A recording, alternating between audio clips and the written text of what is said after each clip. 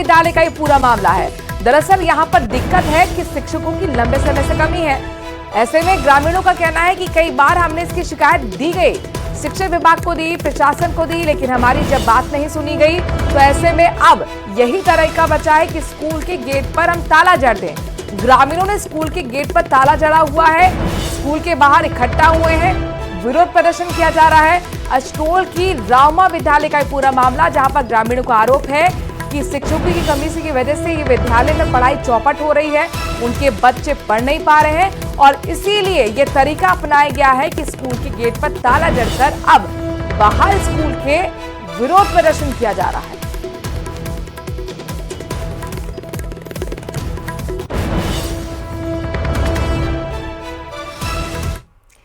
राजनीति में अक्सर पॉलिटिकल ड्रामा देखने को मिलता है और ऐसे ही एक पॉलिटिकल ड्रामा कोटपुतली के विराटनगर विधानसभा क्षेत्र में देखने को मिल रहा है, जिसके बाद तो इस पॉलिटिकल ड्रामे की पूरे इलाके में चर्चा की गई है। दरअसल यहां विधायक कुलदीप धनखड़ और पूर्व विधायक इंद्राज गुर्जर आमने सामने हैं। दोनों ही नेता सोशल मीडिया पर लाइव आकर एक दूसरे पर आरोप प्रत्यारोप लगा रहे हैं। जहां विराटनगर विधायक कुलदीप धनखड़ ने किसी का नाम लिए बगैर आरोप लगाया कि चुनाव के समय उन पर तंत्र मंत्र विद्या का इस्तेमाल किया गया और उन्हें मरवाने की कोशिश तक की गई, लेकिन गुरुजी ने मेरी रक्षा करी। वहीं पूर्व विधायक इंद्राज गुर्जर ने भी फेसबुक पर लाइव आकर ऐसी राजनीति को स्तरहीन बताया है। कहा कि विधायक तंत्र मंत्र की बात कर जनता को गुमराह कर रहे हैं। पूरे मामले की मुख्यमंत्री से भी गुर्जर ने जांच करवाने की मांग की है। कहा जो भी दोषी होगा उसके खिलाफ कार्रवाई होनी चाहिए। बता दें कि हाल ही में उप जिला अस्पताल के स्थान को लेकर पावटा में धरना प्रदर्शन चल रहा है। इस धरने में पूर्व विधायक इंद्राज गुर्जर ने शामिल होकर ग्रामीणों की मांग का समर्थन किया था। इसके बाद विधायक कुलदीप धनखड़ ने सोशल मीडिया पर लाइव आकर राजनीति नहीं करने की बात कही थी।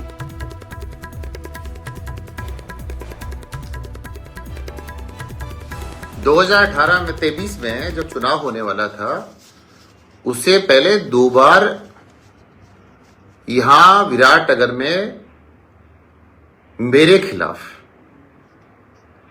तंत्र विद्या का प्रयोग कराया गया।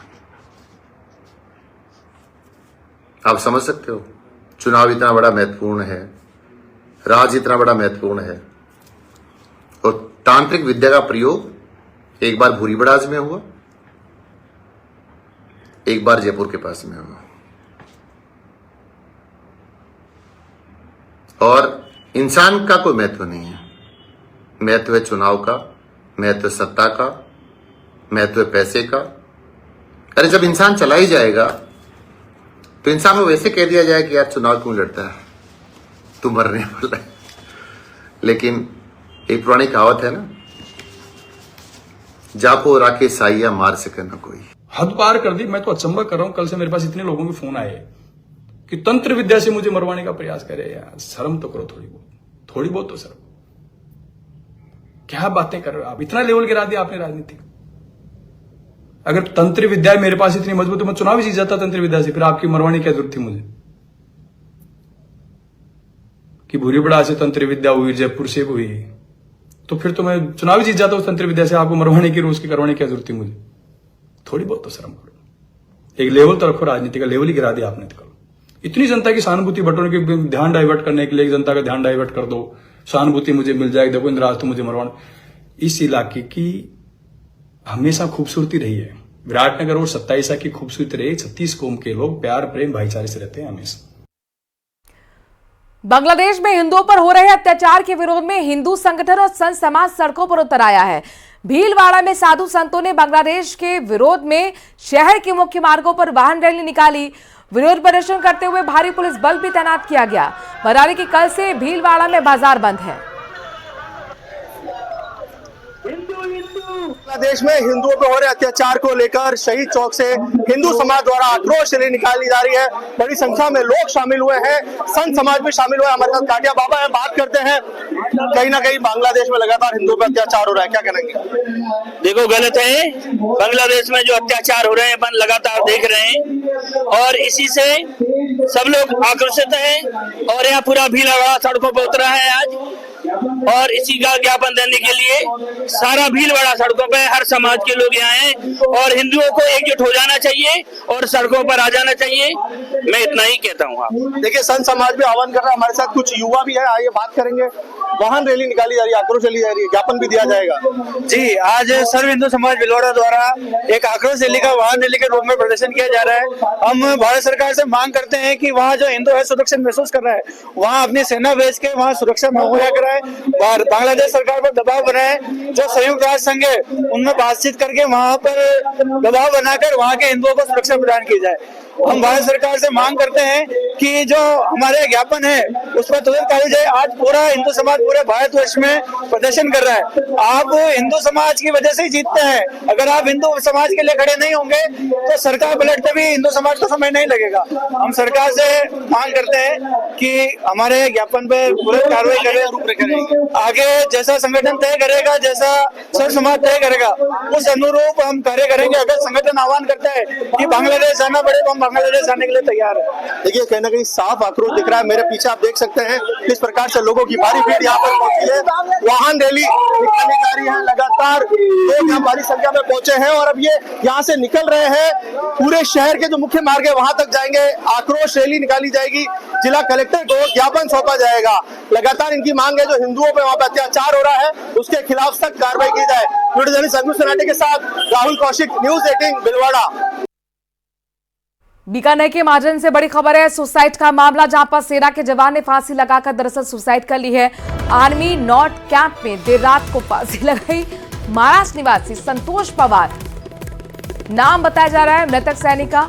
मोर्चरी में फिलहाल सैनिक का शव रखवाया गया है। सैन्य अधिकारी सहित तमाम जवान अस्पताल में मौजूद हैं।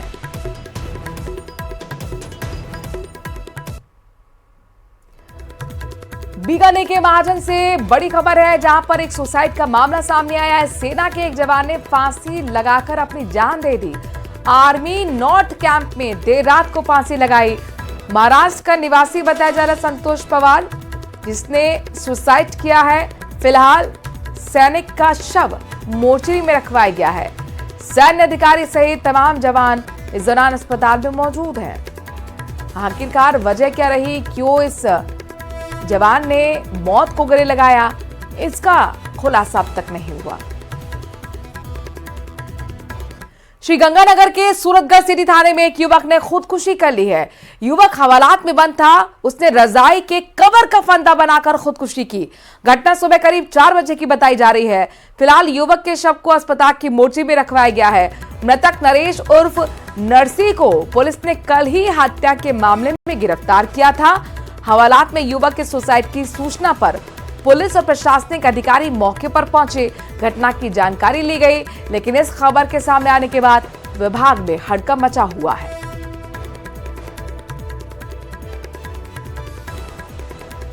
और खबर कोटा से है, जहां पर बोरखेड़ा थाने में एसपी राकेश पाल और एसआई प्रताप सिंह सहित अन्य के खिलाफ बोरखेड़ा थाने में धोखाधड़ी का केस दर्ज किया गया है। रायपुरा इलाके में जमीन को लेकर यह मामला दर्ज हुआ है।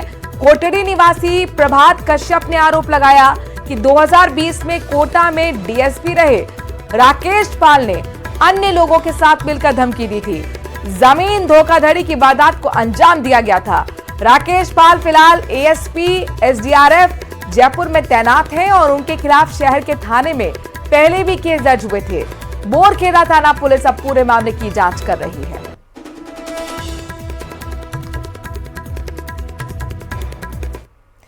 सवाई माधोपुर के बोली थाना क्षेत्र में दिल्ली मुंबई एक्सप्रेसवे पर बहुत दर्दनाक हादसा हुआ। पिलर नंबर 252 के पास ये भीषण सड़क हादसा हुआ है, जिसमें कार सवार मां बेटे की मौत हो गई है। जानकारी के मुताबिक बोली थाना पुलिस मौके पर पहुंची। मृतकों की पहचान गुड़गांव हरियाणा निवासी 30 साल के यश चतुर्वेदी और 55 साल की बीना चतुर्वेदी के रूप में हुई है। जानकारी के मुताबिक कार बेकाबू होकर पहले डिवाइडर से टकराई और उसके बाद 8 से 10 फीट गहरे गड्ढे में जा गिरी। घायलों को अस्पताल भेजा गया, लेकिन मां की पहले ही मौत हो गई थी। इलाज के दौरान बेटे ने भी दम तोड़ दिया।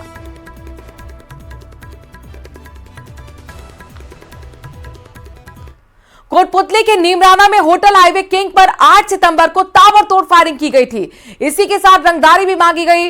अब इस मामले में पुलिस ने लेडी डॉन मनीषा को गिरफ्तार कर लिया है।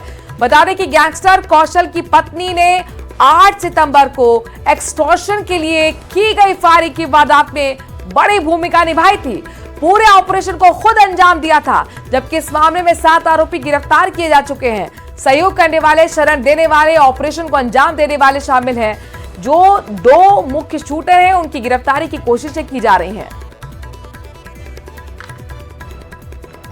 8 सितंबर 2024 को होटल हाईवे किंग पर एक्सटॉर्शन के लिए फायरिंग की घटना हुई थी।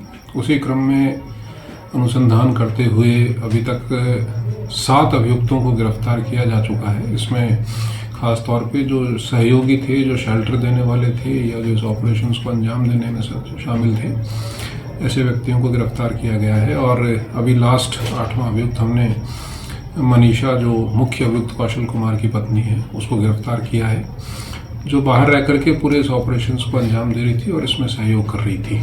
अभी पुलिस रिमांड लिया गया है अभियुक्त का और पूछताछ जारी है, अनुसंधान जारी है। तो 7 आरोपियों की पहली गिरफ्तारी हुई है, लेकिन अब लेडी डॉन की गिरफ्तारी बड़ी गिरफ्तारी के तौर पर इसे माना जा रहा है। होटल हाईवे किंग पर यह पूरा फायरिंग का मामला है। लेडी डॉन मनीषा पर अब शिकंजा पूरी तरह से कसता हुआ नजर आ रहा है। पुलिस ने लेडी डॉन को आखिरकार गिरफ्तार कर लिया।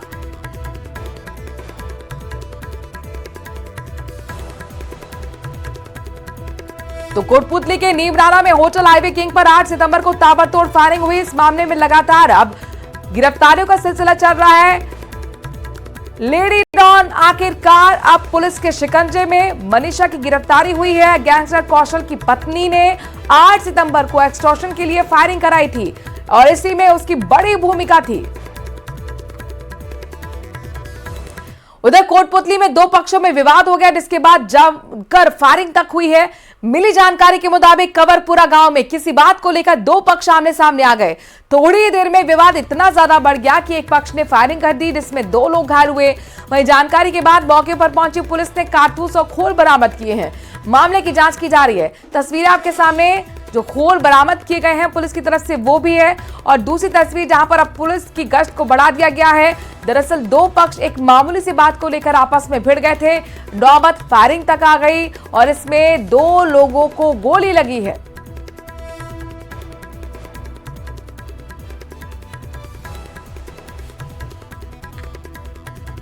इस वक्त की बड़ी खबर झुंझुनू से आ रही है, जहां पर बांग्लादेश में हिंदुओं पर अत्याचार को लेकर जमकर विरोध प्रदर्शन किया जा रहा है।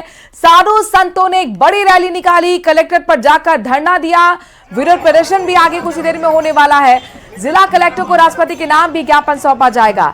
हिंदूवादी संगठनों की ओर से विरोध रैली निकाली जा रही है शहर शहर। और ये झुंझुनू की तस्वीरें आपको दिखा रहे हैं, जहां पर एक मार्च निकाला जा रहा है।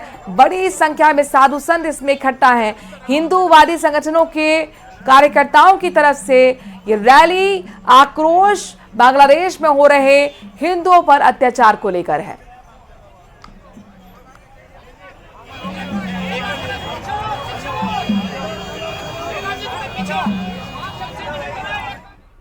और अगली बड़ी खबर अलवर से है। बड़ी खबर यह कि वैशाली नगर में चोरों के हौसले बेहद बुलंद नजर आ रहे हैं। सूने मकान को चोरों ने निशाना बनाया है। 2.5 तोला सोना, 500 ग्राम चांदी, जेवर चुरा के ले गए और करीब 1 लाख से ज्यादा की नकदी, महंगी घड़ी, जूते भी अपने साथ ले गए। खाटू श्याम दर्शन करने के लिए पीड़ित परिवार गया हुआ था। उसी दौरान चोरों ने सेंध लगा दी। सीसीटीवी कैमरे के आधार पर अब पुलिस इस पूरे मामले की जांच पड़ताल कर रही है।